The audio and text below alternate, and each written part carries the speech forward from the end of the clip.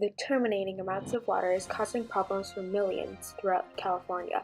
Right now we have Felipe Norris live at the scene with information as to the cause of this natural hazard and what you can do to conserve water. Felipe? Yes, it is very dry indeed, and it's been like this for roughly over a decade. California gets about 22 inches or 560 milliliters of rain on average per year, making it the 10th driest state. Other droughts in the past are very similar to the one today.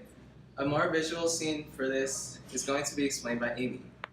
Compared to other droughts, the amount of precipitation and runoff are actually only differing a little bit in today's.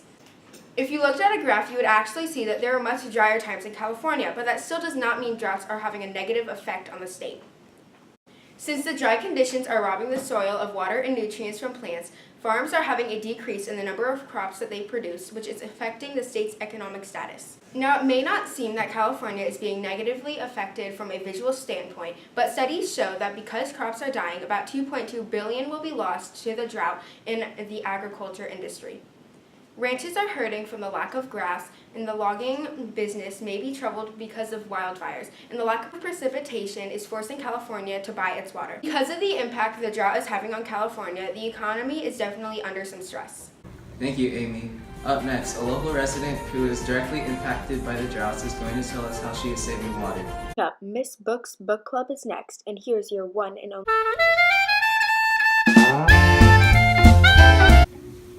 Why, hello kids, and welcome to Miss Book's Book Club. I am Miss Books, and today we're going to be continuing the Droplet series, reading Drippy, the Last Droplet. Let's begin. Drippy has experienced it all: acid rain, clouds, hail, snow, his obnoxiously rude cousins, Dripolina and Dropley, but he has never experienced loneliness. One day, on his way back through the water cycle, Drippy was waiting for his friends to come back down and meet him, but they never did. No one ever showed up. Drippy was confused. Where did they all go? Wondered Drippy. They're all gone, said a voice behind him. Drippy quickly turned around in hope of seeing another droplet, but instead there is a cactus. Welcome to the drought, home to absolutely no water. You're the last one. Drippy couldn't believe it. He was the last droplet. How is this possible? Droughts were the greatest fear amongst the droplets, and were almost never spoken of. One day out of the year, the droplets came together to grieve over the lost ones of the 1994 drought. Well, there is a lack of precipitation around here. Normally, we never see any droplets left over, said the cactus. Drippy, looking around to his surroundings, didn't know what to do. There is never a story of a droplet coming back from a drought, so Drippy wanted to be the first. How do you get back up? Drippy asked the cactus. What, you expect me to know? Don't y'all do this all the time? Drippy thought about what he learned in job school. The three main steps: condensation, precipitation, and evaporation. That was it. Drippy was going to be the first to evaporate.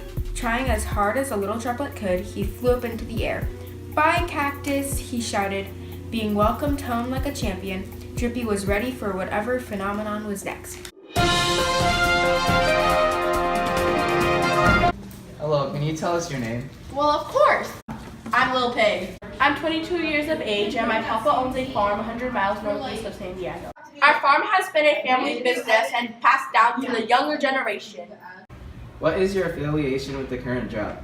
As my family likes to be environmentally friendly, we are trying to conserve water to the best of our ability. Can you give us some examples of how you deal with this situation at home? Well, in fact, right now my family is replacing some pipelines that is in our house. Also, our yard has been recently turning brown, and since it is too much of a pain to water, our family has decided to get artificial turf. Some less than expensive ways we are saving water is by taking 5-minute showers, hand washing dishes once in a while, and turning off the faucet when we are brushing our teeth. You know, most of my neighbors are doing some of the things your family's doing. Yeah, it's pretty common to make an effort to save water where we live. Is your dad having trouble with the farm, or is he just trying to adjust to the drought in any way? Actually, my father found out that some agricultural researchers and some local farmers were innovating the way people grow crops. These techniques are also supposed to save nutrients in the soil so the plant can use less water. Well, thank you for joining us, Miss Little Pig. No problem. Coming up, we have an expert that is going to talk about the actual science behind this tragic natural disaster. Our special guest, Joseph West, is a scientist who specifically studies in droughts. Is here to explain why Miss Little Pig's claims are common around her neighborhood.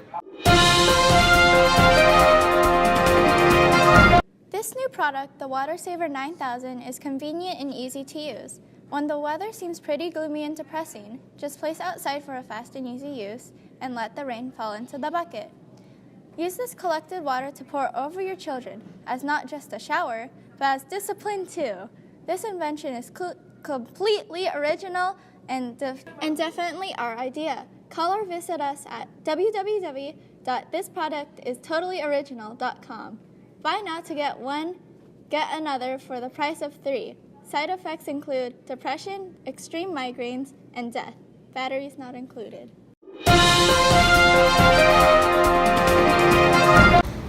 Dr. K. West, would you care to explain why local neighborhoods affected by this drought are doing these specific routines? According to my calculations, local residents all around California are doing similar things as Little Pig. Special, get over it. Families are buying water-efficient items to use for long periods of time due to the drought lasting for as long as 10 years. Miss Little Pig also said that she replaced her grass with artificial turf, which is also what many families are doing. Since managing a lawn takes a lot of time and effort, this obviously helps with saving water. Not only local residents are doing these specific routines, farmers are also keeping up with the ways they can slip past the problems of the drought. Some techniques that farmers are using that are flexible with the current drought conditions include extracting groundwater from the earth. Droughts especially are fairly common in California. There have been many droughts including the notable 1928 to 1934, 1976 to 1977, 1987 to 1992, 2001 to 2002, and 2007 to 2009 droughts. In California, droughts happen all the time. There seems to be 10 to 15 year intervals between droughts. Do you know how other areas such as Puerto Rico, India, Sao Paulo, and North Korea are dealing with these water restrictions, starting with Puerto Rico? It's actually pretty sad of how severe the drought is in Puerto Rico, even when it is located in the Caribbean. Its poor infrastructure makes it hard for there to be clean water transported around the island through pipelines. As a result of these constraints, about 350,000 locals are having rations of water given to them. Some of these residents go without water for 48 hours every 3 days because of the limitations. If someone were to go over the amount of water they are allowed, they will get an expensive fine. Do the problems with the city's water systems have to do with Puerto Rico's unstable economy? Yes, and because they can't fix their pipelines with the little money they have, the National Guard is establishing purification systems throughout the island. India, on the other hand, gets its water from aquifers, which is a source of groundwater, as you can see from this image. Most of the area is in a harsh drought. In fact, northern India's groundwater supply diminishes faster than anywhere else on the planet. I know for a fact that the amount of pollution in India has caused most of the locals to live without clean water as well. As I also said earlier, the Brazilian city, Sao Paulo, is also in a horrible drought. Yes, Sao Paulo is in a dire situation with the serious drought it has. In fact, this drought is so bad that water shutoffs are occurring throughout the city. Their plumbing is polluted and pipelines are resisting the flow of water. The deforestation of the Amazon has only increased the severity of this drought. North Korea's drought has been lasting significantly longer than these other droughts, as it has started roughly a century ago. The drought has mainly caused rice paddies to dry up. This is causing their citizens to get malnourished and die due to the fact that the government has to ration food to make it last. The starving country has lost over 2 million people to the lack of rice. We are back with more information on how California is dealing with the drought. We talked about it for a little with Miss Little Pig. One of the main ways people are conserving water is by simply cutting down their personal use of water. For example, people water their grass only early in the morning and at night, so the water doesn't evaporate as quickly. Actually, 60% of a household's water is used for irrigation, such as watering your plants, which means this simple step saves you a lot of water. The state of California is also supporting a water purification project that is going underway in San Diego. Since around 2005, the city has been committed to complete a multi-million-dollar project. If things go as planned, the first purified drops of water will run through the pipes to San Diego in 2035. When it starts, it will be able to provide San Diego with 1/3 of the city's water, saving it from buying water from Colorado. This way of purifying water is different than the others, in that it goes through many steps to be fully clean. We have another expert who coincidentally is Joseph West's brother. He is here to say what a drought can do to the environment. If you haven't seen the fake mustache right now, it's right here. Ow! Anyway, human activity on this earth has been resulting into global warming and climate change. The ocean that regulates weather and climate by moving cold and warm water through currents is also changing.